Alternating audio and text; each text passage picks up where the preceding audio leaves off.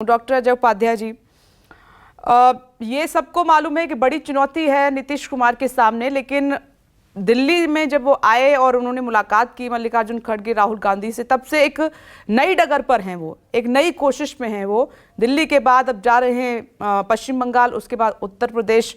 लेकिन उनके सामने सबसे बड़ी बात यह है, सबसे बड़ी परीक्षा ये है कि कांग्रेस के लिए वो कैसे मनाएंगे ममता बनर्जी को, अखिलेश यादव को, क्योंकि वो आना नहीं चाह रहे कांग्रेस के नाम पर एक साथ।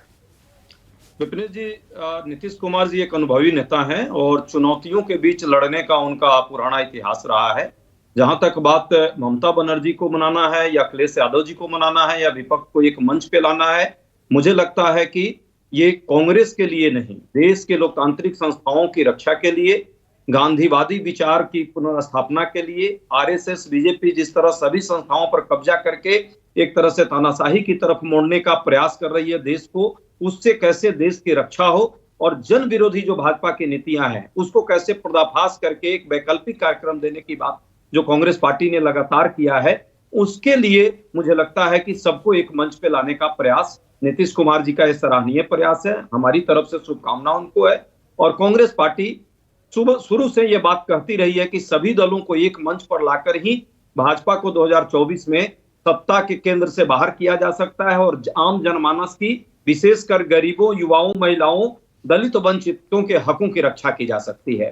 कांग्रेस पार्टी का यह मानना है, जिस तरह भाजपा पिछले 4-5 वर्षों में, वैसे तो 9 वर्ष से शासन है, शुरुआती दौर में लोग समझ नहीं पाए, लेकिन 5 वर्षों से आम जनमानस समझने लगा है कि कैसे भ्रम और भ्रष्टाचार का एक तरफ से रूपक बन गई है और किस तरह पूरे देश में संवैधानिक संस्थाओं का अपहरण करने का प्रयास कर रही है। इससे मुक्ति तभी मिलेगी जब सभी राजनीतिक दल एक मंच पर आएंगे, वैकल्पिक राजनीति और नीति और कार्यक्रम के साथ।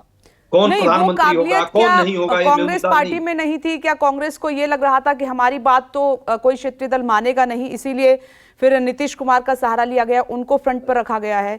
क्या बुरा नहीं लगता है कांग्रेस को कि आज कांग्रेस के नाम पर कोई क्षेत्रीय पार्टी साथ नहीं आना चाहती है, जब कितनी पुरानी पार्टी सत्ता में रहे हैं आप? विपिन जी, आज 17 से 18 पार्टियां, और जब पार्लियामेंट की बात आती है, संसद में किसी भी मुद्दे पर, चाहे अडानी के मुद्दे हों, किसानों के मुद्दे हों, सभी मुद्दों पर 18 से 20 पार्टियां लगातार कांग्रेस पार्टी के बैनर के साथ, कांग्रेस पार्टी के नेतृत्व में आगे बढ़कर के सरकार का विरोध की है, सड़क पर भी और संसद में भी। जहां तक बात नीतीश कुमार जी का है, हाँ, जहां तक बात नीतीश कुमार जी का है, ये प्रयासी है। नीतीश कुमार जी ने एक प्रयास किया, नीतीश कुमार जी हमारे साथ हैं, वो भी एक क्षेत्रीय पार्टी के क्षेत्रीय मजबूत नेता है, उनका एक अपना अस्तित्व है और वो भी कांग्रेस पार्टी के इस वैचारिक आधार को आगे बढ़ाने का काम कर रहे हैं। मैं तो कहता हूं ममता जी, कपिल जी की पार्टी, अखिलेश जी या अन्य पार्टियां भी, टीडीपी से पीडीपी तक भाजपा को छोड़ के गई है, लेकिन कांग्रेस पार्टी के साथ ये सभी पार्टियां कहीं ना कहीं किसी न किसी रूप में है।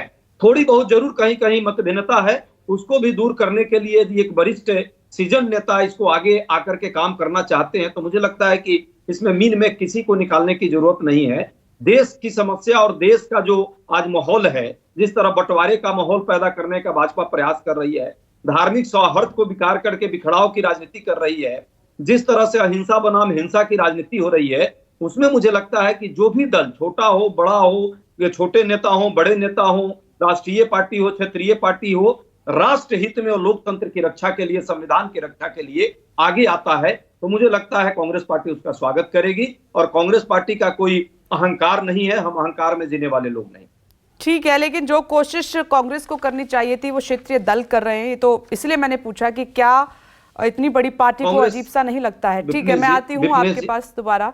धनंजय गिरी जी, जी बोलिए सर, बोलिए। विपिन जी, कांग्रेस पार्टी का जो प्रयास हो सकता है, कश्मीर से कन्याकुमारी, कच्छ से कोहिमा तक, वो हम लगातार प्रयास कर रहे हैं। विभिन्न पार्टियों को भी एक मंच पर लाने में, वैचारिक जो समान विचारधारा के लोग हैं उनको साथ लाने का हमारा प्रयास है।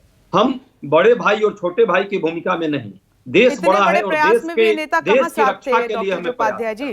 खैर, आप कह रहे हैं कि नीतीश कुमार जो कोशिश कर रहे हैं उससे काफी उम्मीदें हैं, देखते हैं कि ये मुलाकातें उम्मीदों पर खरी उतरती हैं या नहीं। नमस्कार, मैं हूं मानक गुप्ता। अगर आपको हमारा ये वीडियो पसंद आया हो तो इसे लाइक और शेयर जरूर करें, और हाँ, हमें सब्सक्राइब और फॉलो करना ना भूलें ताकि आप देश और दुनिया की कोई खबर मिस ना करें।